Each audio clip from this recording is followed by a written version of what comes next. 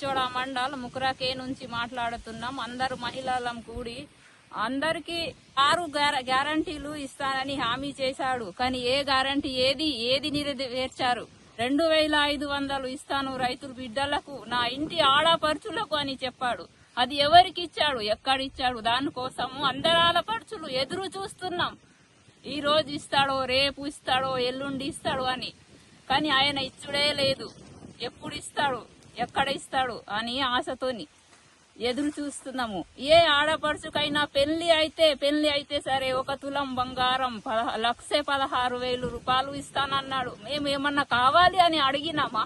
ఆయనకి కొంగు పట్టి అడిగినామా? ఒక అక్కలా, ఒక చెల్లెలా నేను ఒక ఆధారంగా నిలుచుంటానన్నాడు.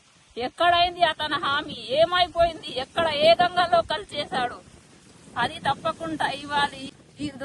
ఈ రోజు అందరికి ఆ సోనియా గాంధీ, రాహుల్ గాంధీ పోస్టులు పంపిస్తాము. వాళ్ళకు ఒకవేళ అది మనకు ఇవ్వకుంటే మేము సుఖంగా ఢిల్లీలో వచ్చి తప్పకుండా పోరాడతాము ఆయనతో.